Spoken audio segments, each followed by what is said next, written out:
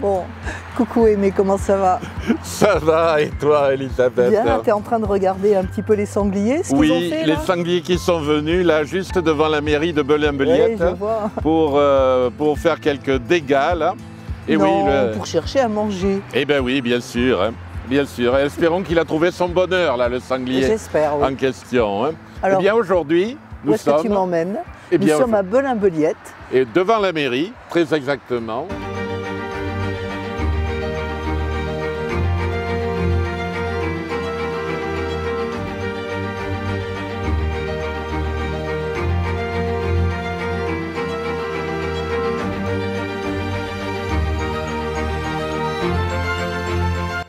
Alors on en parlait là, et tu sais que sur le E de, Oui. enfin sur le E de Beliette, eh bien il y a un accent aigu.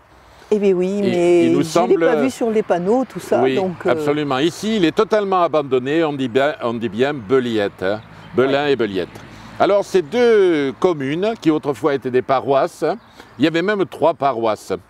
La paroisse de Saint-Pierre-de-Mons, où on va aller tout à l'heure, ensuite la paroisse Sainte-Quitterie de Belin, puis la paroisse Saint-Exupère devenue Saint-Maurice à Beliette. Et ces 3 paroisses sont devenues 2 communes à la Révolution française. Voilà, et c'est Belin-Beliette ou Belin-Beliette. Belin-Beliette, et les 2 communes là ont fusionné totalement, hein, en 1974. Voilà, une belle commune avec tout un tas de patrimoine. D'ailleurs, aujourd'hui, on a dû choisir les endroits qu'on allait visiter parce qu'il y en a plein d'autres. Hein. On en a une liste monstrueuse, si bien qu'il faudra, si tu es d'accord, ah oui, là, on reviendra. Vraiment revenir parce que moi, je veux vous montrer des endroits que j'adore à Belin-Beliette et vraiment, j'ai envie de vous y emmener. Alors, si tu veux, ben, aujourd'hui, je vais vous amener dans des endroits que moi, j'adore. Également, eh bien, ça va être la fontaine Sainte-Quitterie, la rue Sainte-Quitterie, la butte d'Aliénor. Ah oui, ça c'est intéressant, oui. Et ensuite le site Saint-Pierre-de-Mons, où on va voir la vieille église, bientôt millénaire. Et puis une fontaine, d'ailleurs, je vois que tu as des lunettes, et moi aussi. Mais oui. Une fontaine quasiment guérisseuse, puisqu'elle va nous permettre de jeter nos lunettes et de ne plus avoir besoin de s'en servir. Dans la fontaine, pourquoi pas, la fontaine Saint-Clair. Et puis on verra aussi une sépulture présumée des compagnons de Roland. Ah ben alors, c'est très intéressant. Alors allons-y. Allez, on est parti. Allez.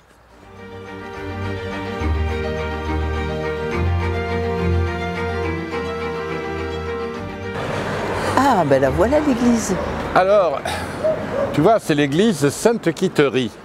Mais à l'origine, il y avait une chapelle beaucoup plus ancienne qui a été démolie au XIXe siècle pour laisser place à cette église néo-roman, comme il y en a beaucoup en Gironde, bien sûr. Oui, oui. Alors, Sainte-Quitterie, je ne sais pas si tu la connais. Pas très bien. Moi, je ne l'ai pas connue parce qu'elle vivait, là, je crois, au IVe siècle. Et elle était vierge et martyre, on lui a coupé la tête. Et, ça fait beaucoup. Hein. Et son sarcophage, d'ailleurs, qui mérite le détour, est à Aire-sur-la-Dour. Donc il faut y aller. Alors ici, je ne sais pas si tu t'en es aperçu, mais nous sommes sur le bord du chemin de Saint-Jacques-de-Compostelle. Bon, ça s'est aussi appelé la Nationale 10 à un moment. Oui. Il y a beaucoup moins de circulation maintenant qu'il y a 50 ans, depuis qu'il y a l'autoroute. Et donc, mais ici, là, il y avait les pèlerins de Saint-Jacques-de-Compostelle qui passaient depuis le XIIe siècle peut-être, parce que le pèlerinage à Saint-Jacques date à peu près des 1100. Oui, absolument, oui. Alors on va aussi, alors il y a en fait 2 chemins. Il y a le chemin, la voie Turon-Nensis qui passe par Tours. Il y a aussi la voie par Soulac. Oui. Alors je me demande si les 2 voies ne se rencontraient pas par ici, là. Et donc l'église a balisé tous les chemins de Saint-Jacques-de-Compostelle de halte en faveur de Sainte-Quitterie. C'est le cas par exemple à Andernos. À Andernos, tu as l'église Saint-Éloi où il y a une fresque de Sainte Quitterie. Et puis ici, donc, nous avions l'église Sainte Quitterie démolie. Il nous en reste quand même la fontaine Sainte Quitterie. D'accord. Belle fontaine patrimoniale, classée monument historique, si je ne m'abuse. Hein. Et donc, là, les pèlerins de Saint-Jacques-de-Compostelle pouvaient venir ici pour s'abreuver. C'était peut-être pas tout à fait la même fontaine, soif, oui. Voilà, absolument, parce que de marcher dans les landes arides, ça donnait soif. Hein. Exactement, oui. Alors, il va falloir remarquer, là maintenant, ces magnifiques immeubles. Il y a de très belles maisons qui sont réalisées en pierre de fer, pierre des Landes, la Garluche. Oui, cette fameuse Garluche. Et qui contient jusqu'à 20% de fer. Oui. Et ça faisait de très très belles maisons. Hein. D'ailleurs, dans solides aussi. Dans la rue Sainte-Quitterie qu'on va prendre tout à l'heure, il y a de très belles maisons également. Hein. Donc on va regarder ça. Hein. Oui. Si tu es d'accord, bien sûr. Hein. Bien sûr.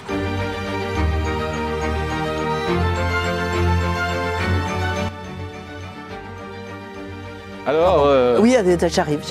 C'est ici la butte d'Aliénor. D'accord. Ce serait sur le château qui était en haut de cette motte castrale que Aliénor d'Aquitaine est née en 1122. 22 ou 23 22, alors il y a des auteurs qui disent 23, on va dire qu'elle est née vers 1122 ou 1123. Pour ne rien te cacher, il y a également les villes de Bordeaux et de Poitiers qui revendiquent la naissance d'Aliénor d'Aquitaine. Mais comme dans les trois possibilités, il y a Belin, nous on croit, dur comme fer, dur comme Alios d'ailleurs, dur comme Garluche, que Aliénor est née ici, là. Ce château, il était déjà en ruine au début du 19e siècle. Oui. Et même Félix Arnaudin a photographié quelques vestiges. Tu connais Félix Arnaudin? Pas du tout. L'imagier de la Grande Lande. C'était un photographe qui habitait à La Bouère, dans les Landes, et qui a passé sa vie à photographier et à recueillir tous les témoignages. Et donc, c'est un grand bonhomme des Landes de Gascogne. D'accord, ça nous laisse un témoignage de l'époque. Tu as beaucoup de ces photos qui sont au musée d'Aquitaine, qui sont dans les collections du musée d'Aquitaine à Bordeaux. Et donc voilà, on pense à Félix Arnaudin, bien sûr. Ayons une pensée pour lui. Et on a une pensée pour lui.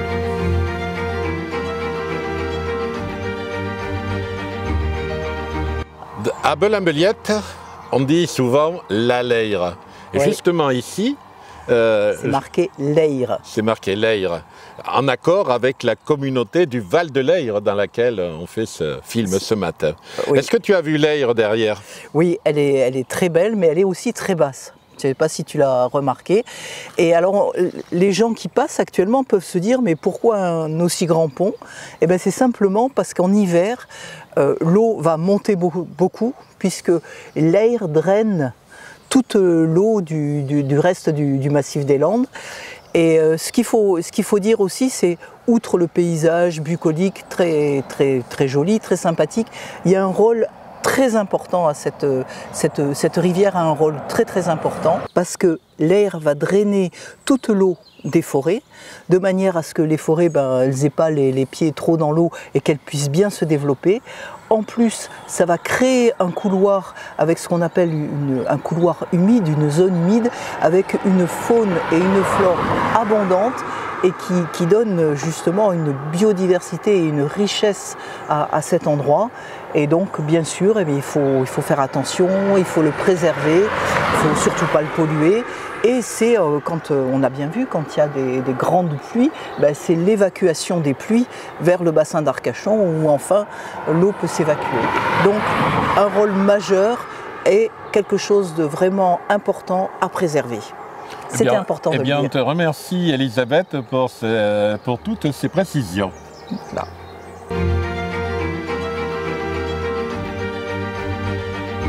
Alors, qu'est-ce que tu vas me montrer là, ici, Aimé? Ah, c'est un site exceptionnel ici, là. un site où les pèlerins de Saint-Jacques-de-Compostelle passaient déjà il y a pas loin de 1000 ans, quoi. Ouais.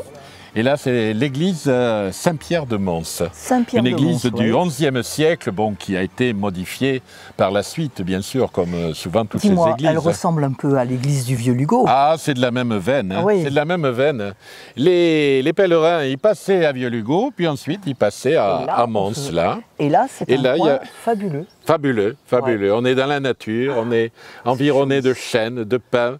C'est un endroit assez exceptionnel. Et il y avait ici, là, un hôpital pour accueillir les pèlerins de Saint-Jacques-de-Compostelle. Enfin, un hôpital, enfin une halte. Une halte. Il y en avait une au Barp aussi. Hein. Ouais. Et donc, les pèlerins venaient se recueillir ici à l'église Saint-Pierre de Mons et puis à la source Saint-Clair qu'on va aller voir tout à l'heure. Mais si tu veux, on peut déjà aller faire... Rentrer Oh, bien sûr, on peut rentrer parce que j'ai demandé la clé. Et donc, nous allons nous introduire, non pas par effraction, non, mais tout à fait honnêtement, dans cette église presque millénaire. Alors, on commence par passer... dans le cimetière, parce que tu sais qu'autrefois, les cimetières étaient autour des églises, bien évidemment. C'était bien chouette d'ailleurs. Et d'ailleurs, c'est dans ce cimetière qu'a eu lieu une des dernières séquences du film Les Petits Mouchoirs. Tu te souviens de l'enterrement? Oui. Ça s'est passé par ici. D'ailleurs, en arrière-plan, on voit cette magnifique église Saint-Pierre de Mons. Tout à fait. Et tu vas remarquer aussi la croix du cimetière ici. C'est une croix qui est classée monument historique et qui est très ancienne. Je ne saurais te dire de quand elle date, mais voilà, c'est une croix qui sort de l'ordinaire. Oui, elle est spéciale parce qu'elle n'a pas de grands bras. Oui, une croix de cimetière. Alors nous allons nous diriger vers l'église Saint-Pierre, qui est construite, comme tu le vois, en matériaux local, la garluche. On retrouve notre garluche. Tu veux qu'on rentre et qu'on l'ouvre depuis l'intérieur? Oui, oh non. Tu vois, elle est belle cette pierre.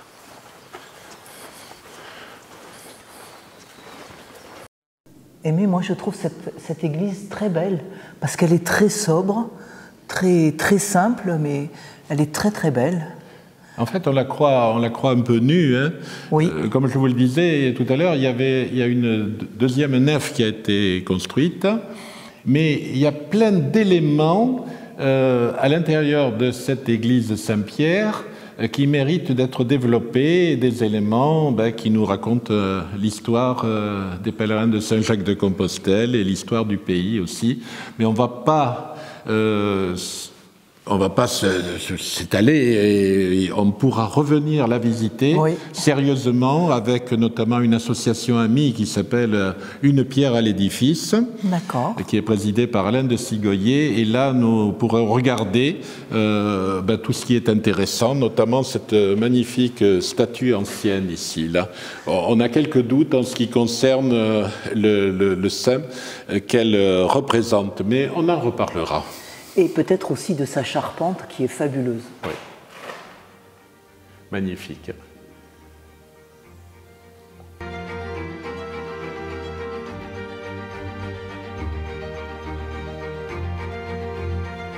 Allez, allons. Alors, nous allons arriver à la fontaine Saint-Clair. Alors, Saint-Clair est vénéré en Gironde. En fait, il était évêque d'Albi, et puis ensuite il est allé se promener du côté de Lectoure, qui maintenant se trouve dans le Gers. Et là-bas, ça ne s'est pas passé très bien pour lui, puisqu'il a été décapité. Et ses reliques, après, ont été transportées à l'église Sainte-Eulalie de Bordeaux, si bien qu'ici, là, il y a une tradition de vénération de Saint-Clair. Alors, Saint-Clair, comme son nom l'indique, il est excellent pour guérir les maladies d'yeux, si bien que nous avons ici affaire à une fontaine guérisseuse. D'accord. Et ça s'appelle une fontaine à chiffon. C'est-à-dire qu'on va essuyer ses yeux, par exemple, avec l'eau de la fontaine. Et puis ensuite, on va suspendre le chiffon qui a servi à essuyer ses yeux à une branche d'arbre et on laisse sécher, on abandonne le tout. Normalement, quand le chiffon va être sec, ton problème d'yeux va disparaître.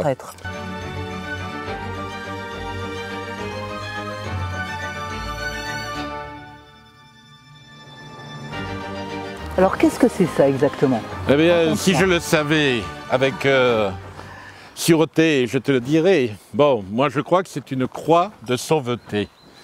Qu'est-ce que ça veut dire, croix de sauveté?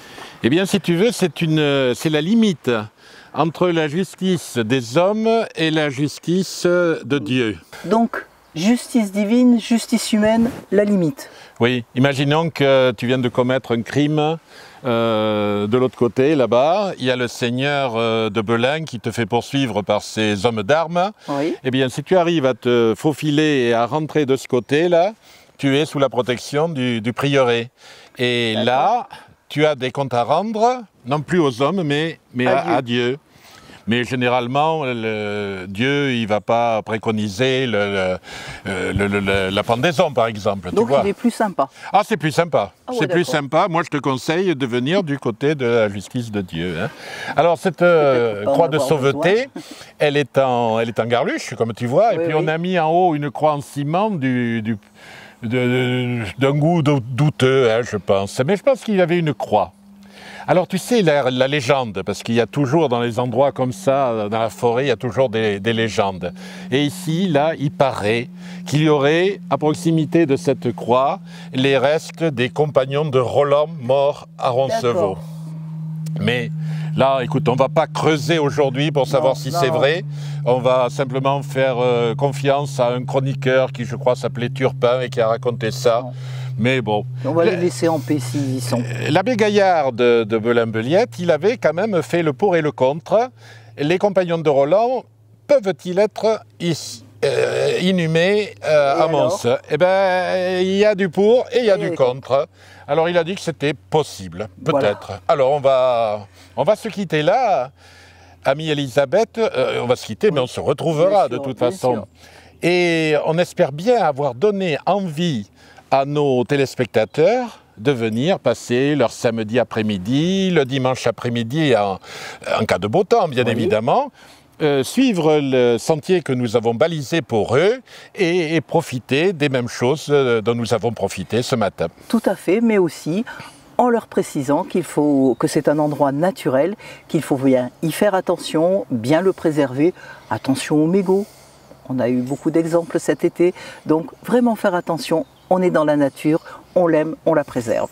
C'est bien, on est bien d'accord, Elisabeth. Allez, à bientôt.